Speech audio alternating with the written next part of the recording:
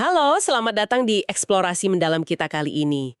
Buat Anda yang mungkin lagi siap-siap mau rapat, atau lagi di jalan sambil nyoba ngikutin perkembangan ilmu pengetahuan, atau ya sekedar punya rasa ingin tahu yang besar aja, diskusi kita hari ini dirancang khusus buat Anda.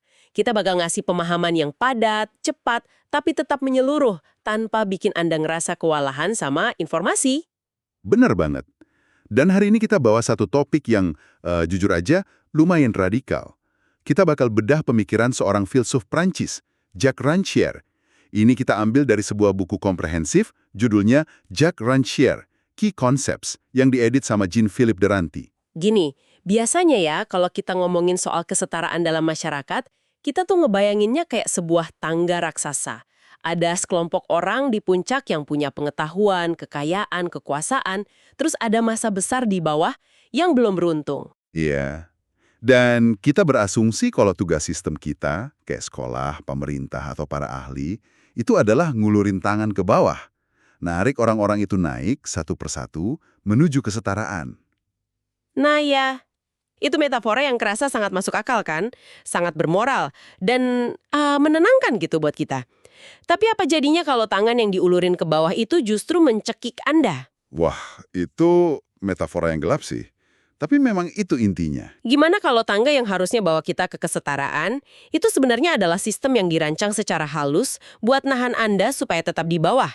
Nah, ini misi eksplorasi kita hari ini. Kita bakal bongkar gimana konsep kesetaraan dan politik yang kita pahami selama ini mungkin sepenuhnya keliru. Dan yang sangat menarik di sini adalah, kita perlu tegaskan di awal ya, kita sama sekali nggak memihak pandangan sayap kiri atau sayap kanan. Kita di sini murni bertindak sebagai pemandu aja, membedah ide-ide murni dari sumber ini dan melihat pola-pola yang bisa mengubah cara kita mandang masyarakat. Oke, mari kita urai ini. Dan tenang aja, kita nggak akan mulai dari teori politik yang jelimet. Kita bakal mulai dari sebuah ruang kelas di abad ke-19. Betul. Jadi sejarah mencatat peristiwa ini tuh di tahun 1818. Ada seorang akademisi Prancis namanya Joseph Jacotot. Waktu itu setelah restorasi monarki, Jacotot ini harus ngesingin diri. Dan kebetulan dia dapat posisi ngajar sastra Prancis di Universitas Louvain, Belanda. Oke, ngajar sastra Prancis. Kedengarannya biasa aja kan? Tunggu dulu, masalah utamanya tuh sangat mendasar. Mahasiswanya adalah orang-orang Flemish yang sama sekali nggak ngerti bahasa Prancis. Dan Jacotot sendiri, dia sama sekali nggak bisa bahasa Flemish. Hah? Serius? Terus gimana dong? Tanpa bahasa perantara, metode pengajaran tradisional kan langsung lumpuh. Guru nggak bisa berdiri di depan kelas, nulis di papan tulis, terus nyelasin tata bahasa gitu kan? Nah itu dia, mereka tuh kayak terjebak di jalan buntu komunikasi. Tapi Jacotot ngambil jalan pintas yang pragmatis banget. Dia ngasih mahasiswanya edisi dwi bahasa dari novel Prancis klasik, judulnya Telemaque. Edisi dwi bahasa maksudnya teks bahasa Perancis di satu sisi, terjemahan Flemish di sisi lain. Persis. Terus lewat seorang penerjemah, dia cuma ngasih satu instruksi simple banget. Dia bilang, baca teks ini, pelajari, dan pahami sendiri pola-polanya. Nggak ada tuh penjelasan konjugasi kata kerja atau penjabaran teori dari dia. Wow, jadi dia benar-benar ngebiarin mahasiswanya bergulat sendiri sama buku itu. Iya, dibiarin aja. Dan hasilnya, pasti sesuatu yang sama sekali nggak dia duga. Tanpa ada guru yang repot-repot ngejelasin, mahasiswa-mahasiswa itu berhasil nyimpulin sendiri struktur bahasanya. Masa sih? Cuma dari baca buku berdua bahasa itu? Bener. Mereka nggak cuma bisa baca bahasa Prancis, tapi akhirnya mereka mampu nulis esai pakai bahasa Prancis dengan sangat baik loh. Gila. Ini ngebuktiin sesuatu yang luar biasa banget tentang kognisi manusia sih. Sistem pendidikan tradisional kan biasanya melakuin otak kita tuh kayak hard drive kosong gitu kan. Iya, yang nunggu diisi data ya. Benar, nunggu update software dari guru. Tapi dari cerita Jacotot ini, otak tuh sebenarnya kayak prosesor super. Cuma butuh instruksi dasar atau semacam prompt awal buat mecahin kode sendiri. Analogi prosesor itu pas banget. Dan dari peristiwa inilah Jacotot dan kemudian Rancière narik kesimpulan yang benar-benar ngehancurin tradisi pendidikan. Bagi Rancière, tindakan ngejelasin sesuatu itu sebenarnya bukan tindakan membebaskan. Tunggu, ngejelasin bukan membebaskan? Terus apa dong? Tindakan ngejelasin itu adalah inti dari pembodohan intelektual, atau dia nyebutnya stultification. Gini loh, pas Anda ngejelasin sesuatu ke seseorang, Pesan rahasia yang masuk ke alam bawah sadar mereka itu adalah, kamu tuh nggak mampu mahamin dunia ini sendirian. Oh, wow. Iya, pesannya tuh, kamu butuh struktur mental saya yang lebih superior untuk mencernanya buat kamu. Berarti guru yang ngejelasin itu secara nggak sadar membagi dunia jadi dua kasta ya. Kasta pikiran superior yang memproduksi makna, dan kasta pikiran inferior yang cuma bisa nerima aja. Tepat banget. Dan itulah yang diprotes sama Rancière. Karena balik lagi ke analogi prosesor tadi, kita lihat aja bayi yang belajar bahasa ibu mereka. Iya juga ya. Nggak ada orang tua yang nyuruh bayi duduk terus dijelasin struktur subjek predikat objek kan? Nggak ada. Bayi itu dengerin kebisingan di sekitar mereka, nyari pola, nyoba ngomong gagal, dan akhirnya mereka mecahin kode bahasa yang super kompleks itu sendirian. Tapi tunggu dulu. Saya harus ngasih tantangan nih di sini. Mecahin pola bahasa itu satu hal ya, itu kan kemampuan evolusioner bawaan manusia.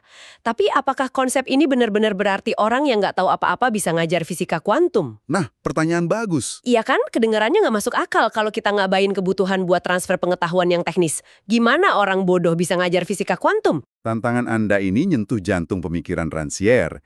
Dia ngejawab ini dengan memisahin dua hal secara tegas. Ada yang namanya kecerdasan atau intelligence, dan ada yang namanya kemauan atau will. Oke, kecerdasan dan kemauan. Terus hubungannya? Dalam metode Jakoto yang disebut pengajaran universal ini, tugas guru itu bukan mentransfer kecerdasannya ke kecerdasan siswa. Tugas utama guru adalah memobilisasi kemauan siswa. Berarti guru yang nggak ngerti fisika kuantum tetap bisa ngajar? Bisa. Caranya bukan dengan ngejelasin rumus. Caranya adalah dengan ngurung siswa di depan teks fisika kuantum, ngejaga fokus mereka, dan menuntut mereka buat memverifikasi sendiri apa yang udah mereka pelajari. Wah, ini mengubah segalanya sih. Berarti kesetaraan kecerdasan manusia itu mutlak dong menurut dia. Premis radikalnya memang itu. Kesetaraan kecerdasan itu bukan tujuan yang mau dicapai nanti di masa depan. Kesetaraan itu adalah premis dasar, titik awal yang harus dipraktekkan saat ini juga. Oke, mari kita tarik ini keluar dari kelas. Kalau kecerdasan semua orang itu benar-benar setara, berarti alasan dari semua hierarki sosial di luar kelas itu langsung hancur berantakan kan? Benar, jembatan logis inilah yang dipakai Rancière buat melangkah ke ranah tatanan sosial. Dan disinilah dia ngenalin dua konsep fundamentalnya, polisi dan politik. Nah, buat Anda yang dengerin, kita harus lepasin definisi umum kita tentang dua kata ini ya. Polisi di sini maksudnya bukan bapak-bapak berseragam yang milang di jalan atau ngejar penjahat kan? Sama sekali bukan. Polisi atau polisi dalam bahasanya Rancière adalah tatanan hierarkis masyarakat. Ini soal distribusi peran, tempat, dan fungsi. Tatanan yang ngatur siapa yang kerja dan siapa yang memimpin gitu. Persis. Tatanan ini menperian dengan kaku siapa yang berhak duduk di parlemen, suara siapa yang diakui sebagai argumen rasional, dan suara siapa yang dianggap cuma keluhan gak logis. Tatanan polisi berusaha nyiptain masyarakat yang mulus, di mana semua orang tahu tempatnya masing-masing. Di sinilah semuanya menjadi sangat menarik. Kalau gitu, berarti hampir semua hal yang kita sebut sebagai politik sekarang ini, kayak pemilu, debat di DPR, kebijakan publik, itu bukan politik dong. Menurut Rancière, itu bukan politik, itu sekedar manajemen polisi. Cuma kegiatan kepolisian birokratis buat nata ulang posisi kursi di dalam ruangan yang hierarkinya udah dikunci rapat. Terus kalau itu semua cuma birokrasi, apa dong politik yang sesungguhnya? Gimana gangguan politik ini benar-benar terjadi di dunia nyata? Politik yang sejati itu peristiwa yang sangat langka. Politik cuma terjadi pas tatanan polisi yang mulus tadi diganggu oleh kelompok yang dia sebut sebagai bagian dari mereka yang tidak mendapat bagian. Bagian dari mereka yang tidak mendapat bagian, maksudnya kelompok marginal. Ya, kelompok yang sebelumnya nggak dihitung dalam struktur. Dan tiba-tiba mereka muncul, nuntut kesetaraan, dan ngebuktiin kalau mereka punya kecerdasan yang sama. Itulah momen politik. Tapi kalau dipikir-pikir, ini meresahkan banget loh. Kalau parlemen dan pemilu cuma fungsi polisi buat jaga status quo, bukankah kita setidaknya bisa ngerasa aman karena kita hidup dalam sistem demokrasi? Demokrasi kan dari rakyat untuk rakyat. Nah, teks ini tuh menampar ilusi kita tentang demokrasi modern dengan keras banget. Rancière ngebongkar mitos demokrasi kita dengan merujuk ke tulisan Plato tentang arche. Arche itu prinsip hak untuk memerintah kan? Betul. Plato bikin daftar 7 gelar hak untuk memerintah. 6 yang pertama itu sangat tradisional dan logis, kayak hak berdasarkan kelahiran, di mana yang tua merintah yang muda. Terus, yang kuat merintah yang lemah, atau yang berpengetahuan merintah yang bodoh. Masuk akal sih, itu ngebentuk hierarki yang bikin tatanan polisi jadi stabil. Terus yang ketujuh apa? Gelar ketujuh adalah pengundian, drawing of lots, milih pemimpin secara acak, dan Rancière nyebut ini sebagai skandal demokrasi. Tunggu, milih pemimpin pakai undian. Itu terdengar kayak resep buat ngehancurin negara nggak sih? Demokrasi itu tanpa prinsip kualifikasi bawaan? Justru itu intinya. Gelar ketujuh ini ngebuktiin kalau fondasi dari semua kekuasaan itu sebenarnya kosong. Nggak ada alasan alamiah atau intelektual kenapa satu orang lebih berhak memimpin daripada yang lain. Demokrasi itu pengakuan kalau nggak ada kualifikasi inherent. Wah, ini fakta yang mengejutkan. Berarti pernyataan Rancière selanjutnya adalah kita tuh sebenarnya nggak hidup dalam negara demokrasi ya? Bener, dia bilang kita ini hidup di bawah hukum oligarki. Konsep demokrasi perwakilan yang sering kita bangga-banggain itu pada awalnya adalah sebuah oksimoron, sebuah kontradiksi. Jadi apa arti dari semua ini bagi Anda yang lagi dengerin? Ini berarti setiap kali Anda merasa bahwa suara Anda dalam pemilu itu rasanya cuma kayak milih anggota elit yang berbeda aja, Rancière bakal bilang, Anda bener, itu adalah oligarki yang sedang bekerja. Iya, karena pemilu itu secara historis adalah instrumen untuk memilih elit, bukan instrumen demokrasi murni yang berbasis kesetaraan acak tadi. Nah, pertanyaan besarnya sekarang, kenapa kita nerima tatanan oligarki ini begitu aja? Apa sih yang bikin kita percaya kalau sebagian orang itu emang pantas memerintah dan yang lain cuma pantas nurut? Untuk ngejawab ini, Rancière pakai konsep estetika politik. Dia nyebutnya partai sensibel, atau bahasa kitanya, pembagian yang dapat diindra. Pembagian yang dapat diindra maksudnya gimana tuh? Ini soal persepsi, soal siapa yang terlihat dan siapa yang nggak terlihat di ruang publik.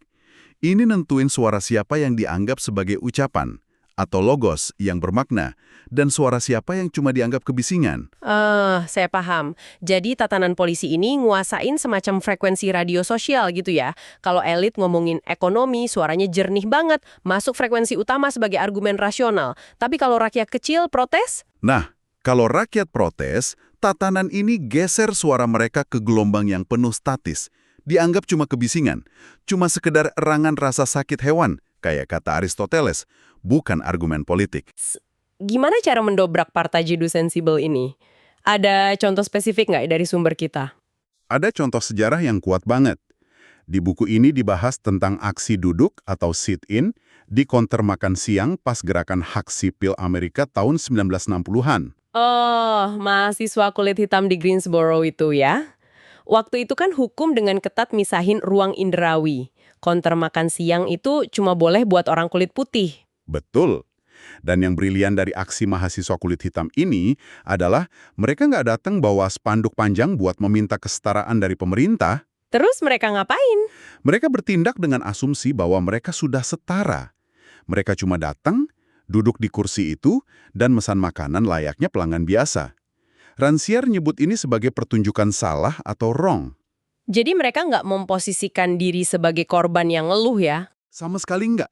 Mereka nampilin tontonan kesetaraan langsung di depan mata sistem. Aksi ini ngehantam tatanan polisi karena maksa masyarakat saat itu untuk melihat tubuh mereka di tempat yang dianggap salah dan mendengar suara mereka bukan sebagai kebisingan, tapi sebagai pelanggan rasional. Jika kita hubungkan ini dengan gambaran yang lebih besar, emansipasi dimulai ketika Anda berhenti jadi penonton pasif. Anda harus sadar kalau cara Anda melihat dan menafsirkan dunia itu adalah tindakan yang mengubah distribusi tatanan itu sendiri. Jangan nunggu dikasih kesetaraan. Betul sekali. Kesetaraan itu dipraktikkan, bukan ditunggu. Tapi ini ngangkat sebuah ironi yang bikin saya geleng-geleng kepala sih waktu baca teksnya. Para pemikir besar, filsuf, sosiolog yang selama ini kita anggap ngebela rakyat, ternyata menurut Rancière, mereka justru sering ngebungkam rakyat secara tersembunyi. Ya, ini kritik Rancière terhadap ranah filsafat dan historiografi, atau penulisan sejarah. Dia ngebedah gimana Plato, Aristoteles, bahkan Marx berusaha ngelenyapin politik sejati demi tatanan yang mereka anggap benar. Coba kita bahas Marx deh, soalnya kan metapolitik Marx itu identik banget sama ngebela kaum pekerja. Kok bisa dia dianggap menindas? Gini, metapolitik Marx itu berasumsi kalau rakyat yang protes di jalanan itu sebenarnya nggak paham realitas. Bagi kaum Marxis, realitas sesungguhnya tuh ada di struktur ekonomi bawah tanah. Dan siapa yang bisa ngelihat struktur itu? Ya, cuma para filsuf Marxis. Wah, arogansinya kerasa banget ya. Kayak mereka bilang, kalian tuh nggak ngerti penderitaan kalian sendiri. Sini saya jelasin pakai teori saya. Persis. Ini memunculkan satu pertanyaan penting. Mengapa pakar sering meremehkan rakyat?